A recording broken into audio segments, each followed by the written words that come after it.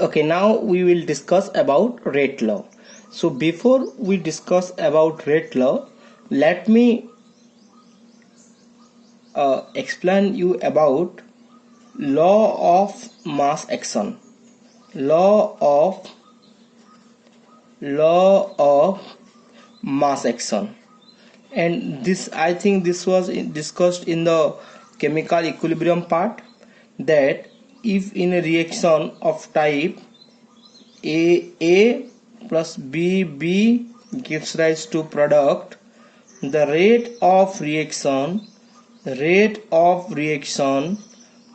is proportional to concentration of A to the power A, this is called active concentration, into active concentration of B to the power B.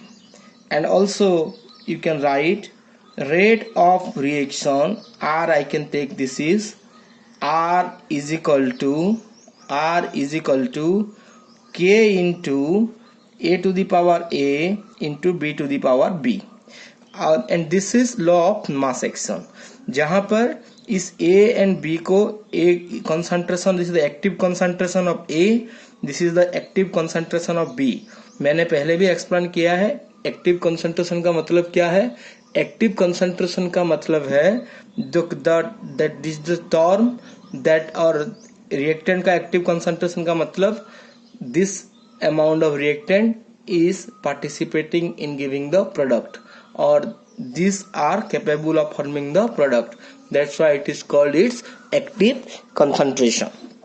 And here small a and small b, this small a is the stoichiometric coefficient of A and this small b is the stoichiometric coefficient of B. जैसे कि मैं एक अगर reaction लिख रहा हूँ, मान लो कि H2 plus Cl2 gives 2HCl, तो यहाँ पर अगर हम law of mass action apply करेंगे और according to law of mass action क्या होगा तुम्हारा यहाँ पे, rate is equal to K into active concentration of H2, stoichiometric coefficient 1 है तो टू द पावर 1 होगा, और इसका Cl2 टू द पावर 1 होगा क्योंकि स्टोइचोमेट्री इसका 1 है. तो लॉ ऑफ मास एक्शन के हिसाब से रिएक्टेंट टर्म में जो भी होगा उसका concentration which is raise to a power equal to stoichiometry coefficient, मतलब इसका स्टोइचोमेट्री कोफिशिएंट मतलब इसके साइड में जो जितना मूल्य होगा वो उसका पावर हो जाएगा. ये तुम्हारा लॉ ऑफ मास एक्शन था, जहां पर इस के को भी रेट कांस्टेंट बोलते हैं. This is rate constant and it is not rate law, actually it is law of mass action. इसी को हम रेट लॉ में क्या होता है, रेट लॉ में क्या होता है, मैं इस रिएक्शन को ही लिख रहा हूं, ए टू द पावर और plus B giving rise to product P. Rate law के हिसाब से और according to rate law, rate of reaction or rate, simply also rate I can write, rate of reaction or rate is proportional to A to the power m into B to the power n. यहाँ पर मैंने स्टोइचोमेट्रिक coefficient इसका A था और इसके B था, उसको मैंने नहीं लिखा, यहाँ पर इसको मैंने m and n लिखा. Now you will ask, sir, from where you will get m and n? Whether these are not stoichiometric coefficient. M and n value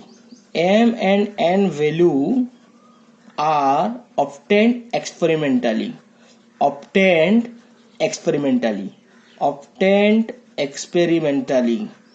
M और n वैल्यू को हम यहाँ पर एक्सपेरिमेंटली ऑब्टेन करते हैं. It is not purely the stoichiometric coefficient. After experimentally it और after doing experiment it may equal to stoichiometric coefficient. Experiment करने के बाद ये स्टोइचोमेट्रिक कोफिशिएंट के साथ सेम हो सकता है, लेकिन ऐसा कोई नेसेसरी नहीं है कि हमेशा ये स्टोइचोमेट्रिक कोफिशिएंट होगा. तो इसीलिए मैंने m एंड n वैल्यू लिखा. और m एंड n वैल्यू को हमें कहाँ से पता चलता है, m एंड n वैल्यू को हम एक्सपेरिमेंटली ऑब्टेन करते हैं. कैसे करते हैं मैं तुमको समझाऊंगा. सो ये तो प्रोपोर्शनली सिंबल अगर वहां से यहाँ से उठ जाएगा तो R is equal to K into A to the power m into B to the power n होगा. और यहाँ पे इस K को भी हम रेट ऑफ रिएक्शन कहेंगे. rate constant. K is called your rate constant of reaction, of the reaction. So यहाँ पर तुम ध्यान रखना, लॉ ऑफ मास एक्शन और रेट लॉ में क्या डिफरेंस है. Rate law of mass action में जो स्मॉल ए और स्मॉल बी जो था इस इक्वेशन में, that is the purely equal to the stoichiometric coefficient. So it is not from the experiment. But यहाँ पर जो ए का पावर है और कॉन्सेंट्रेशन बी का जो पावर है वो हमें एक्सपेरिमेंटली मिलता है. So this is the basic difference between law of mass action and rate law. Now the question is M and N को हम कैसे एक्सपेरिमेंटली ऑब्टेन करते हैं. I am just trying to explain, try to follow how M and N are obtained experimentally. यहाँ पर M और N को मैं यहाँ पे एक्सप्लेन कर रहा हूँ, इसको ध्यान रखना. एम एंड एन को कैसे हम यहाँ पे एक्सपेरिमेंटली ऑब्टेन करते हैं. यहाँ पर किसी भी रिएक्शन का कॉन्सेंट्रेशन रिएक्टेंट यहाँ पे ए एंड बी है. भूल जाओ कि इसका स्टोइचोमेट्री क्या है. मैंने यहाँ पर ए और बी दिया था, ये स्टोइचोमेट्री के साथ एक्सपेरिमेंट के साथ कोई रिलेशन नहीं है. ये मुझे कुछ भी नहीं दिया है, मुझे बस रिएक्शन दिया है. स्टोइचोमेट्री क्या है मुझे मालूम भी नहीं है, मान लो. तो यहाँ पे कॉन्सेंट्रेशन ऑफ ए तुम्हें दिया होगा, कॉन्सेंट्रेशन ऑफ बी तुम्हें दिया होगा और रिएक्शन का रेट तुम्हें निकालना आता है. और ये तुम एक्सपेरिमेंट निकाल सकते हो. किसी भी दो रिएक्शन, किसी भी कॉन्सेंट्रेशन को लेकर हम रिएक्शन का रेट निकाल सकते हैं. तो मान लो कि इसका रेट पहले जो भी था, रिएक्शन का रेट पहले मान लो 4 था. मैं यूनिट नहीं लिख रहा हूँ, unit moles per litre into second inverse भी हम ले सकते हैं. कि मान लो कि ये रैंडम वैल्यू मैंने 4 दिया है. पहले मैंने रिएक्शन का रेट 4 मिला, मुझे जो रिएक्शन मुझे दिया था उसका रेट मुझे 4 मिला. ये एक्सपेरिमेंटली हम निकाल सकते हैं. कैसे निकाल सकते हैं, जैसे कि वही तुम्हारा dx बाय dt को लेकर हम निकाल सकते हैं. अभी क्या किया मैंने, ए के कंसंट्रेशन को कांस्टेंट रखा. I am not changing the concentration of A, I am making the concentration of a constant. और मैंने बी के कंसंट्रेशन को मान लो डबल कर दिया. So I am doubling the concentration of B. If I am doubling the concentration of B तो मुझे क्या मिला कि इसका रेट डबल हो गया. मतलब जो आर था वो 2r हो गया. तो इसका मतलब क्या हुआ, बी का पावर कितने होने से 2 का 2 होगा. तो यहाँ पर हम रेट लॉ में जो एन वैल्यू था, यहाँ पर जो एन वैल्यू था, एन वैल्यू अगर 1 होगा तभी जाकर इसका 2 to the power 1 होगा, तभी जाकर 2r होगा. समझ में आया. सो एक्सपेरिमेंटली अगर हम देख रहे हैं कि ए का कंसंट्रेशन से तो रेट इफेक्ट नहीं पड़ेगा, सिर्फ बी के कंसंट्रेशन चेंज होने से ही रेट को इफेक्ट पड़ेगा. तो यहाँ पर जब हमने बी को डबल किया तो रेट भी डबल हो गया. तो मान लो कि बी का कंसंट्रेशन हमने पहले जितना भी लिया था, x लिया था, तो उसको जब मैंने 2x कर दिया तो देखा कि जो r था वो 2r हो गया. इसका मतलब 2 का पावर कितना होने से 2 हो रहा है, 2 का पावर 1 होने से 2 हो रहा है. समझ में आया सब लोगों को. सो 2 का पावर जब 1 होगा तभी ये 2 होगा. तो इसीलिए इस जगह पर b का पावर n इक्वल टू 1 होगा. मान लो और एक केस लेते हैं. ये कांस्टेंट था, b को हमने 3 टाइम कर लिया तो देखा कि r भी 3r हो गया. तो 3 का पावर कितने होने से, 3 का पावर कितने होने से यहाँ पर 3r होगा, 3 का पावर 1 होने से 3 होगा. तो इस तरह से हम b कैसे रेट को इफेक्ट डालता है ये हम निकाल सकते हैं. So we can say here that b is affecting to the rate of the reaction to its power 1. उसका पावर 1 के हिसाब से वो उसको इफेक्ट कर रहा है.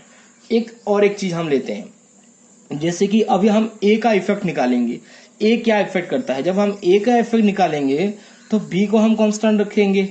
मतलब जो भी रेट में चेंजेस आएगा वो सिर्फ ए के वजह से आएगा.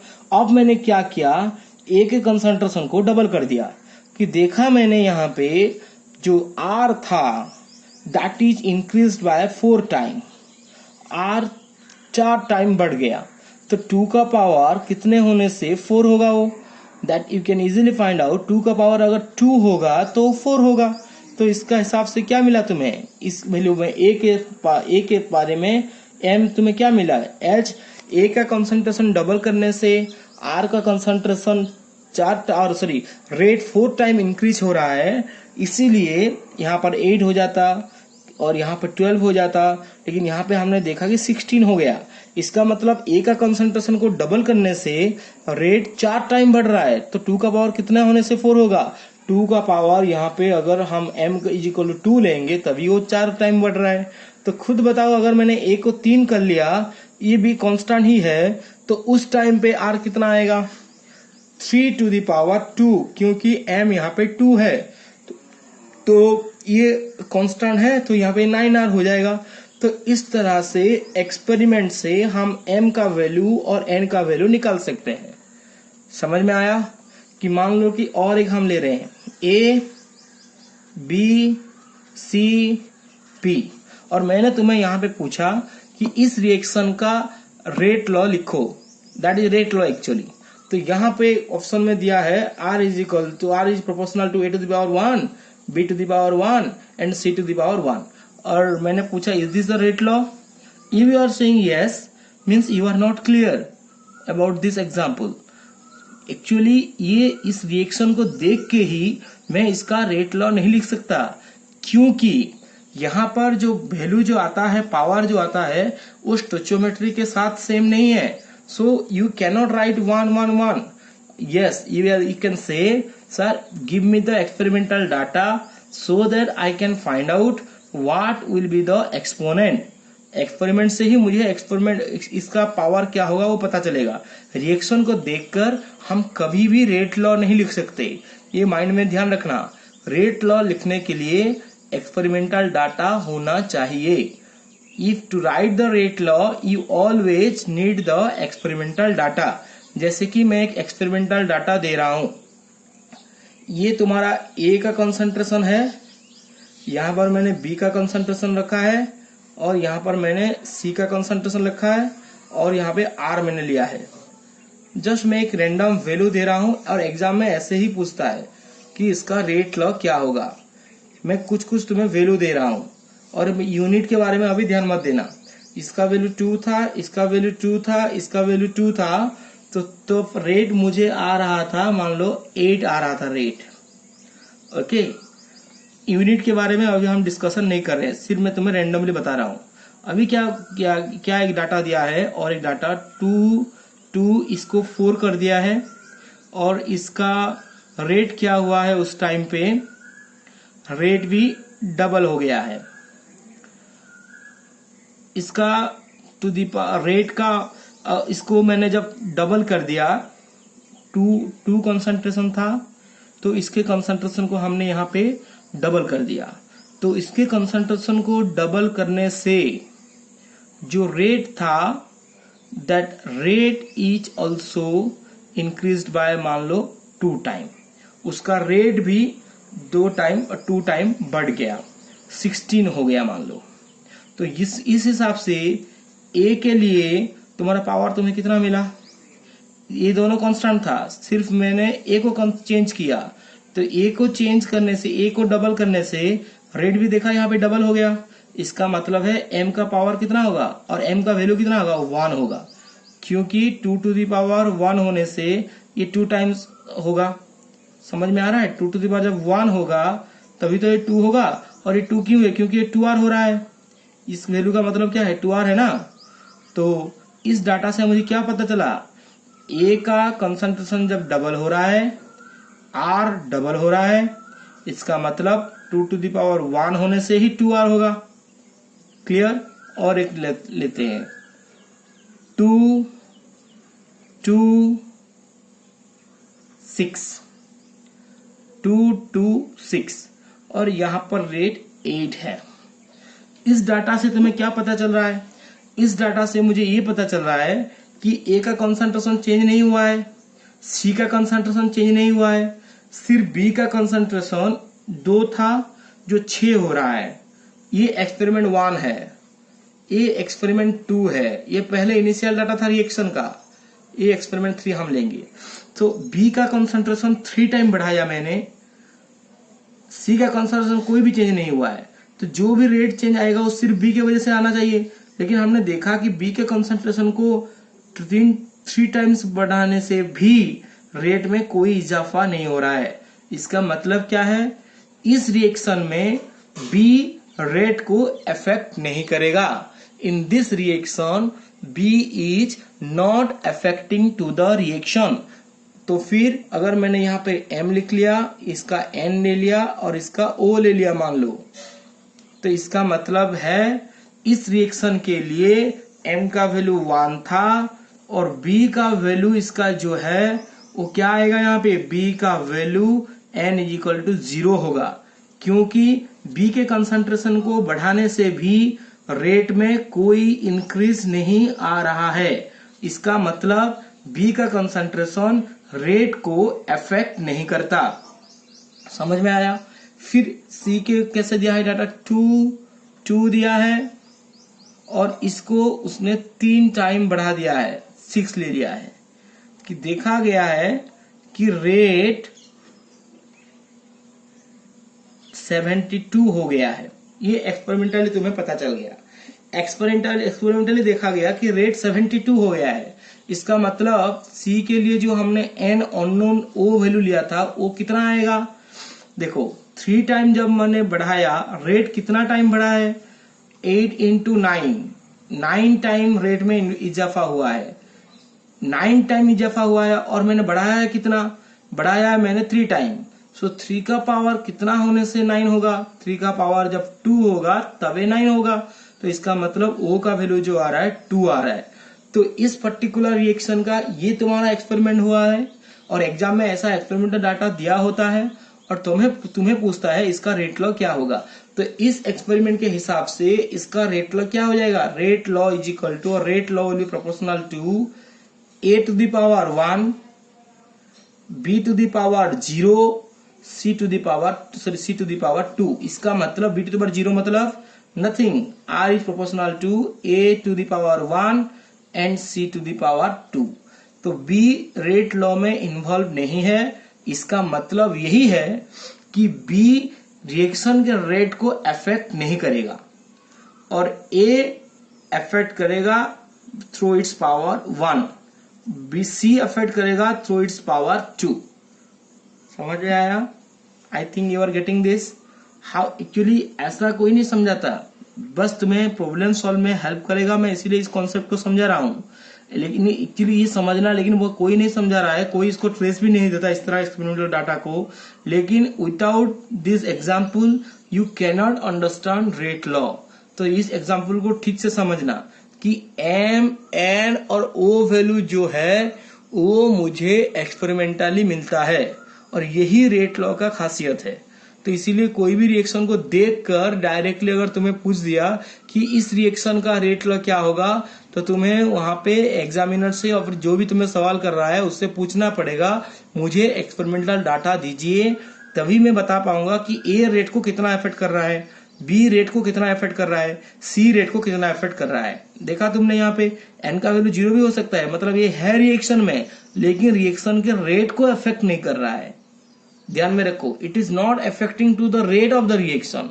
अभी तुम समझ सकते हो कि सर जैसे कोई क्यों B क्यों 0 आ गया, ऐसा कैसे हो रहा है, B तो रिएक्शन में है तो रेट को अफेक्ट करना चाहिए। लेकिन ये हमेशा नहीं होता कि मान लो कि तुम्हारे पास 3 लेबर है और तीनों काम कर रहे हैं, कि तुम्हें तीनों देखा गया कि एक बिल्डिंग को कलर कर रहे हैं। मान लो कि यहाँ पे क्या हुआ, 3 जने को तुमने रख लिया और तुमने देखा कि एक दिन खत्म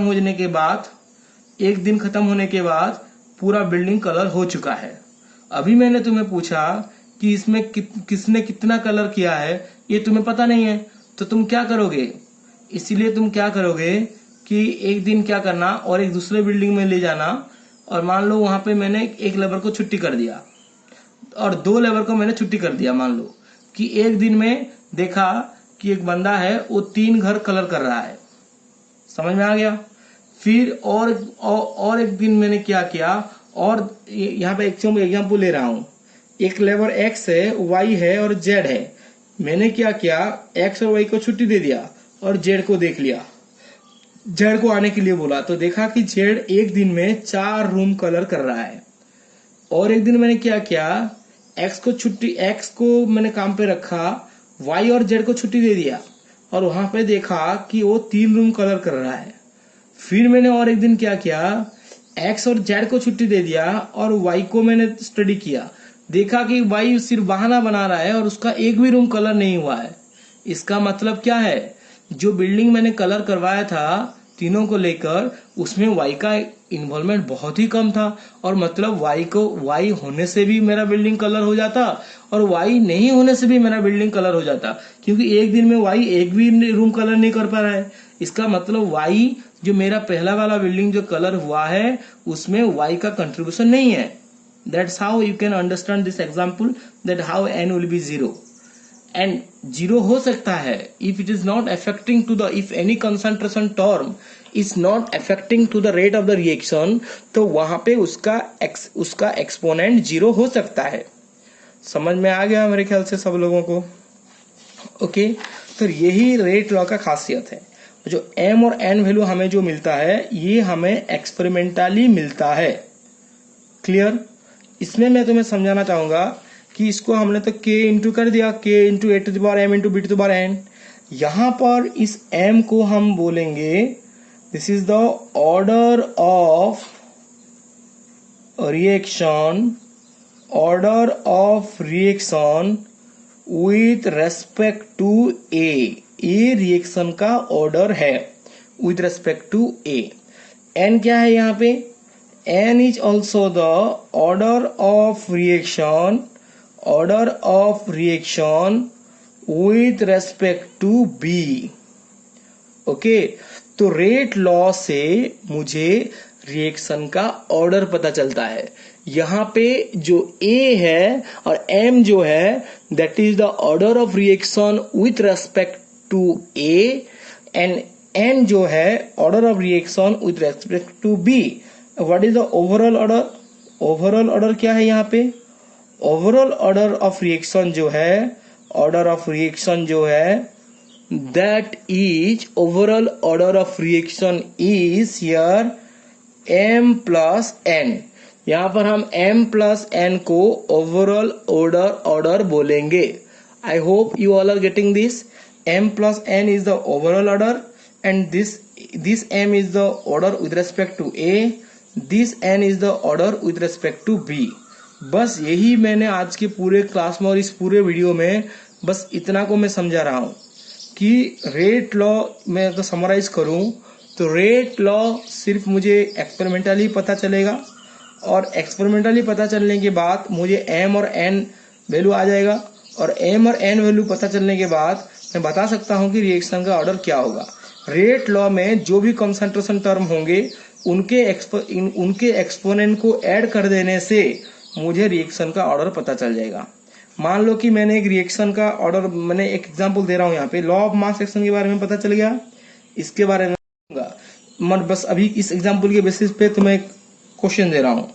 मैंने लिखा x plus Y gives rise to product, एक रिएक्शन है, और मैंने यहाँ पे दिया इस रिएक्शन का रेट लॉ जो है, rate law is R is proportional to x, और यहां पर मैंने क्वेश्चन पूछा what is the order of reaction with respect to x with respect to y and overall order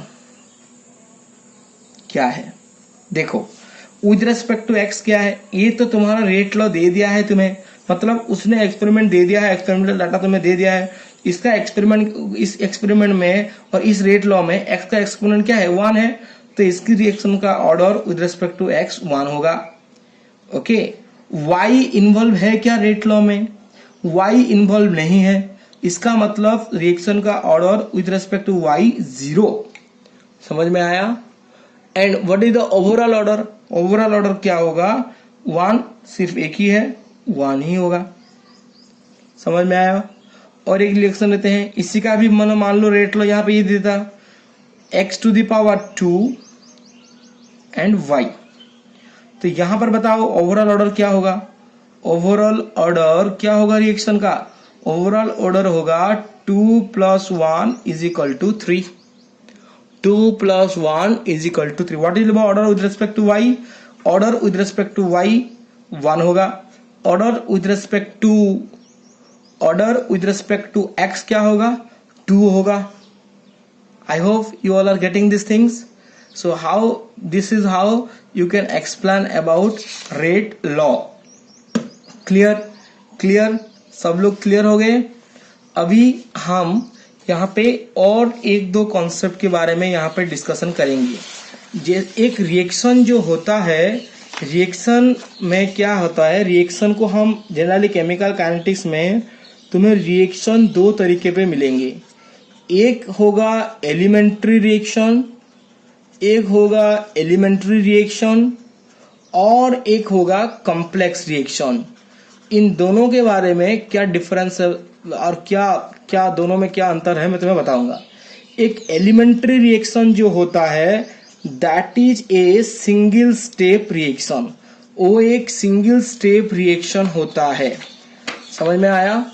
एक एलिमेंट्री रिएक्शन जो है वो सिंगल स्टेप रिएक्शन होता है और मैं कह सकता हूं कि this reaction takes place only in one step, ये एक ही स्टेप में होता है। और एक जो कॉम्प्लेक्स रिएक्शन जो होता है that complex reaction takes place in two or more step, two or more steps पे कॉम्प्लेक्स रिएक्शन होता है और एलिमेंट्री रिएक्शन सिर्फ एक ही स्टेप में कंप्लीट होता है। समझ में आया? कि जैसे कि मैंने बोला कि एक एलिमेंट्री रिएक्शन है A plus B giving rise to product P, इस रिएक्शन में सिर्फ यही एक स्टेप है। लेकिन मैंने तुम्हें बोल दिया कि A plus B giving rise to product P is a complex reaction. ये कॉम्प्लेक्स रिएक्शन है, इसका मतलब इस सिर्फ इतना नहीं हुआ है, इसमें और स्टेप है। जैसे कि मैं इसका मैकेनिज्म अगर लिखूं, मान लो कि A पहले ब्रेक होकर C बना था और C और B मिलकर प्रोडक्ट P बना है। तो ये पूरा रिएक्शन अगर कॉम्प्लेक्स है तो यहाँ पे दो स्टेप आ गया, स्टेप 1 और स्टेप 2। समझ में आया? सो ये एक कॉम्प्लेक्स रिएक्शन जब होगा वहां पे एक स्टेप नहीं होगा, दो स्टेप हुआ है। और यहाँ पर अगर ये एलिमेंट्री रिएक्शन है तो एक ही स्टेप में कंप्लीट हो रहा है। और एक डिफरेंस क्या है, जब भी कोई कॉम्प्लेक्स रिएक्शन होता है वहां पे इस रिएक्शन का रेट लॉ लिखने के लिए उस स्टेप को चूज किया जाता है जिसका रेट स्लो होता है। मान लो कि इस स्टेप का रेट और रेट कांस्टेंट भी, रेट भी लिख सकते हैं हम, इसका रेट मान लो 10 है, यूनिट में नहीं लिख रहा हूं, और इसका रेट मान लो 20 है। और यहां पर तुम्हें पूछा गया इसका रेट लॉ तुम लिखो, तो रेट लॉ लिखने के लिए तुम्हें सिर्फ स्टेप 1 के ऊपर डिपेंड करना होगा और you will study the step 1 only. Why not step 2? Because step 2 का जो रेट फास्ट है और जो स्लो स्टेप होता है किसी भी कॉम्प्लेक्स रिएक्शन में, सिर्फ उसी से ही रेट लॉ निकाला जाता है। ये बहुत इंपॉर्टेंट है। Rate law of A complex reaction is determined from the slow step of the reaction, जो कि पूरा रिएक्शन में कवर करेगा। इस स्लो स्टेप का निकाल लेंगे रेट और उसको ही उस कॉम्प्लेक्स रिएक्शन का रेट ही बताएंगे। समझ में आएगा? मान लो 10 स्टेप भी है, एक कॉम्प्लेक्स रिएक्शन 10 स्टेप में हो रहा है, तो उस 10 स्टेप में से जिस स्टेप का रेट स्लो होगा सिर्फ हम उसी स्टेप को हम और उसी स्टेप को और उसी रिएक्शन को हम एक्सपेरिमेंटली स्टडी करेंगे। क्योंकि जो रिएक्शन अगर फास्ट है तो उसका एक्सपेरिमेंटल स्टडी पॉसिबल नहीं है। जैसे कि मान लो पंखा तेज अगर घूम रहा है तो वहां पर कितना पत्ती है वो काउंट करना डिफिकल्ट हो जाएगा। अगर फैन तुम्हारा अगर फास्ट घूम रहा है, fan is moving fast, it is difficult to calculate the blade, difficult to calculate, मैं लिख रहा हूं ताकि तुम्हें मेरे वॉइस के साथ कोरिलेशन में नहीं, difficult to calculate the blade, कितना पत्ती है वो कैलकुलेट करना डिफिकल्ट हो जाएगा। लेकिन फैन अगर स्लो है तो तुम्हें वहां पे पत्ती है, तुम इजीली उसको काउंट कर सकते हो कि 3 पत्ती है या फिर 4 पत्ती है। समझ में आया? अगर रिएक्शन फास्ट है तो उसका स्टडी कॉम्प्लेक्स रिएक्शन में जो फास्ट स्टेप होते हैं उसमें से रेट लॉ नहीं निकाला जाता है। Rate law is always determined from the slowest step of the reaction. समझ में? इस लाइन को लिख लेना हमेशा। Rate law is always determined, rate law rate law of a complex reaction is determined from its slowest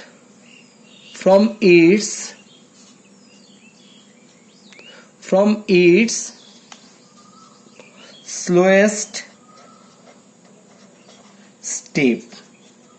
Rate law is always determined from its slowest step. I hope you are getting this clear. From its slowest step. Clear?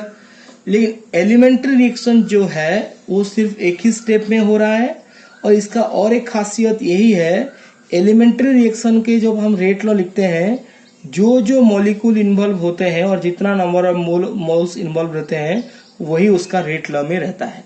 जैसे कि इसका अगर मैं rate law लिखूं तो इसका rate law क्या हो जाएगा, a टू द पावर 1 और b टू द पावर 1। तो अगर कोई भी रिएक्शन तुम्हें दे दिया है कि एलिमेंट्री है तो इसका मतलब तुम्हें वहां पे वो एक्सपेरिमेंटल डाटा नहीं देगा, क्योंकि इस रिएक्शन में सिर्फ यही एक स्टेप है। तो इसीलिए इसका जो भी स्टोइचियोमेट्रिक कोएफिशिएंट होगा वही उसका रेट लॉ में उसका पावर भी हो जाएगा। ध्यान रखा, मैंने पहले बताया था कि एक्सपेरिमेंटल डाटा देना जरूरी है, लेकिन अगर एलिमेंट्री लिख लिया है तो वो एक्सपेरिमेंटल डाटा अभी नहीं देगा, क्योंकि एलिमेंट्री रिएक्शन में जो उसका स्टोइचियोमेट्रिक कोएफिशिएंट होता है वही उसका पावर भी हो जाता है। I hope you are all are getting this thing. जैसे कि मान लो कि मैंने एक एलिमेंट्री रिएक्शन दे दिया 2a plus B gives rise to product P, और यहाँ पे मैंने क्वेश्चन पूछा what is the order of reaction. Order of reaction लिखने के लिए और निकालने के लिए तुम्हें इसका रेट लॉ लिखना होगा। रेट लॉ क्या है, rate is proportional to the a to the power 2। यहाँ पे एक्सपेरिमेंटल डाटा की जरूरत नहीं है, क्योंकि मैंने बोल दिया है ये एक एलिमेंट्री रिएक्शन है। ध्यान रखना, एलिमेंट्री रिएक्शन है और वन स्टेप रिएक्शन अगर है तो वो एक्सपेरिमेंटल डाटा नहीं देगा, क्योंकि यही इसका एक्सपेरिमेंटल को ही दिखा रहा है कि बी भी इन्वॉल्व है और ए भी इन्वॉल्व है, और R is a to the power 2 and b is to the power 1। तो यहाँ पे ऑर्डर ऑफ रिएक्शन क्या होगा, 2 + 1 3 हो जाएगा। समझ में आया? What is the order of reaction with respect to a 2, what is the order of reaction with respect to b 1। तो ये तुम्हारा ऑर्डर का पूरा कॉन्सेप्ट था। अगर लेकिन कॉम्प्लेक्स रिएक्शन है तो तुम्हें वहां पे देना पड़ेगा कौन सा स्लोएस्ट स्टेप है। Clear? I hope you all are getting this thing. अभी हम थोड़ा सा इसके बारे में डिस्कशन करेंगे कि ये जो तुम्हारा रेट कांस्टेंट जो यहाँ पे है, इस रेट कांस्टेंट का मतलब क्या है और उसका कैरेक्टरिस्टिक क्या है। मैं इसको और एक अच्छी तरह से समझा रहा हूं। अभी हमने क्या पता चला रेट लॉ से, rate is proportional to a to the power m b to the power n, और मैंने बताया यहाँ पे m और n क्या है। m और n क्या है इसमें, m और n जो है दैट इज ऑब्टेन्ड एक्सपेरिमेंटली। अभी हम प्रोपोर्शनलिटी सिंबल अगर उठाएंगे तो वहां पे k इंटू मल्टीप्लाई करेंगे m into to the power m into b to the power n, और इस k को हम बोलेंगे it is the rate constant of reaction. Rate constant of reaction मतलब क्या है, इस रिएक्शन के लिए, ये जो रिएक्शन था इस रिएक्शन के लिए कांस्टेंट टेम्परेचर पे यही इसका रेट कांस्टेंट आएगा। चाहे तुम a जितना ले लो, b जितना भी ले लो, k का वैल्यू चेंज नहीं होगा। यही इसका रेट कांस्टेंट का मतलब होता है। अगर तुम टेम्परेचर नहीं चेंज कर रहे हो तो इस रिएक्शन का a जितना लेने से भी, b जितना लेने से भी k का वैल्यू फिक्स्ड आता है। हाँ, रेट चेंज हो जाएगा लेकिन k का वैल्यू फिक्स्ड रहेगा। यही रेट कांस्टेंट का कैरेक्टरिस्टिक है। So let's discuss about the characteristics of rate constant. Rate constant के कैरेक्टरिस्टिक देखते हैं। Characteristic of rate constant.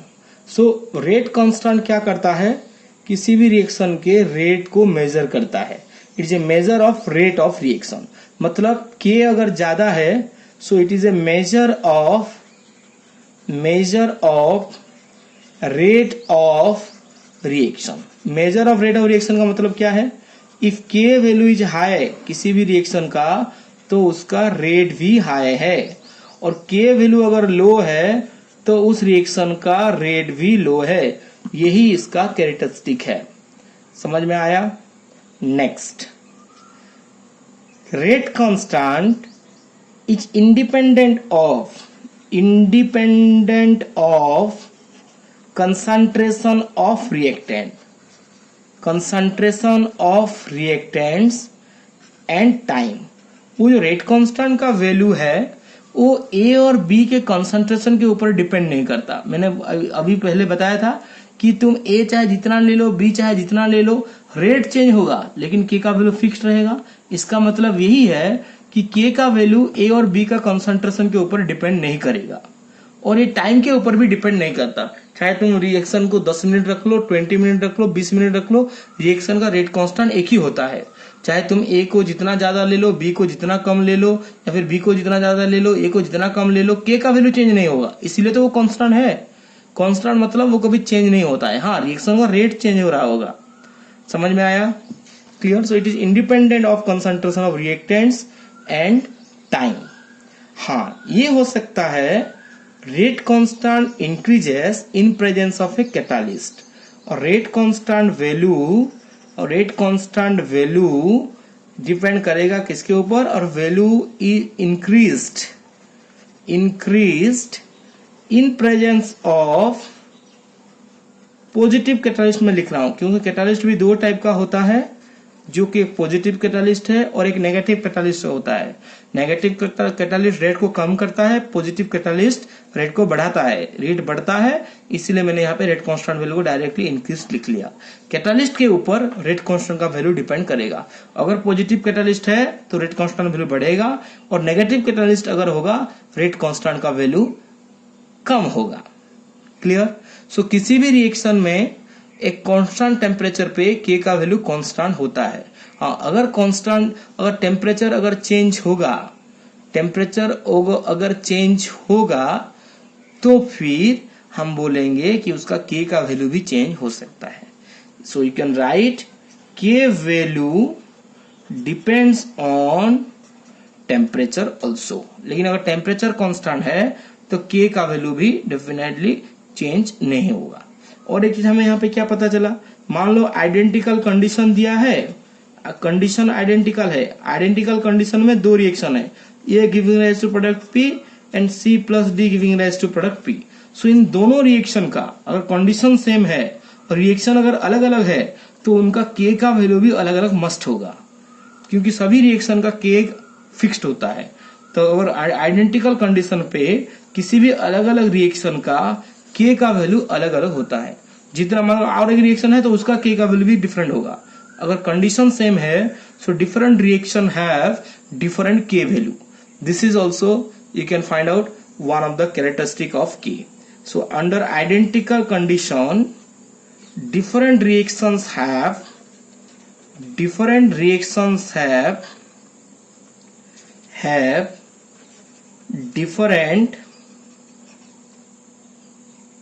rate constant value। Different note में दे दूंगा rate constant value. Identical condition में अलग अलग रिएक्शन का अलग अलग रेट कांस्टेंट वैल्यू होता है। क्लियर? ये मैं नोट्स में दे दूंगा।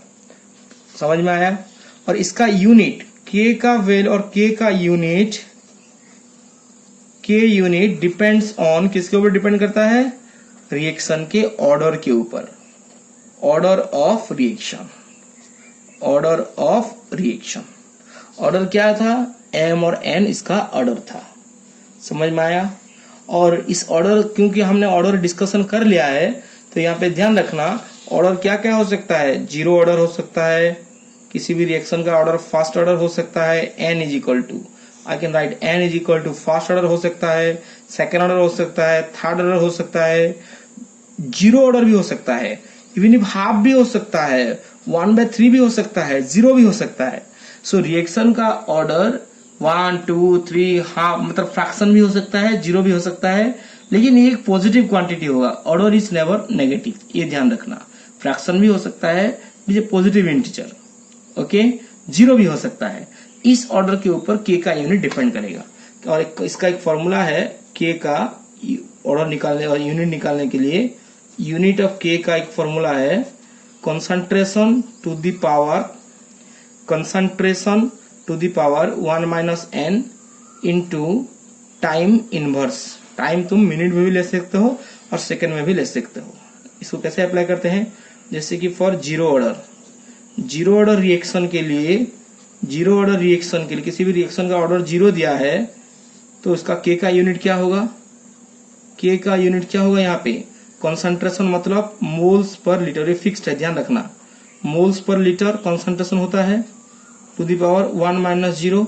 टाइम मान लो सेकंड में है तो सेकंड इनवर्स, तो क्या हो गया इसका यूनिट, मोल लीटर इनवर्स सेकंड इनवर्स। समझ में आया, मोल लीटर इनवर्स सेकंड इनवर्स। और एक निकालो फर्स्ट ऑर्डर रिएक्शन का क्या होगा, mole litre inverse 1 minus 1 second inverse. तो 1 माइनस 1 मतलब 0, तो वैल्यू 1 हो गया, तो सेकंड इनवर्स हो गया इसका ऑर्डर। Clear, okay. नेक्स्ट चलते हैं। किसी मान लो ऑर्डर रिएक्शन का ऑर्डर 3 दिया है तो उसका के का यूनिट क्या होगा, यहाँ पे मोल लीटर इनवर्स 1 माइनस 3, ये एग्जाम में पूछता है सेकेंड इनवर्स। सो क्या हो गया इसका, mole litre inverse minus 2 second inverse, मतलब mole minus 2 litre 2 second inverse. किसी भी रिएक्शन का ऑर्डर मान लो हाफ दिया है तो उसका के का यूनिट क्या होगा, mole litre inverse 1 minus half second inverse, mole litre inverse half second inverse. इसका मतलब आंसर है mole half litre minus half and second minus 1. So this is how you can calculate the unit of rate constant for any order reaction. So you will calculate for, I am giving task 3/2 का k का unit क्या होगा निकालना है तुम्हें, sorry 3/2 का तो नहीं, 2/3 का 2/3 का ऑर्डर क्या होगा निकालना है तुम्हें। सेकेंड ऑर्डर का ऑर्डर क्या है निकालना है, you will calculate just for your practice. I hope you are getting it. So this is how rate constant you can calculate unit. rate constant का यूनिट खत्म हो गया। मेरे ख्याल से ऑर्डर ऑफ रिएक्शन भी समझ में आ गया, रेट कांस्टेंट का यूनिट समझ में आ गया, और zero order reaction, fast order reaction, इन सब का रेट कांस्टेंट का यूनिट भी तुम्हें पता चल गया। तब अभी तुम्हारा नेक्स्ट टॉपिक जो आएगा वो मोलिकुलरिटी आएगा। Okay, so that our next topic will be molecularity.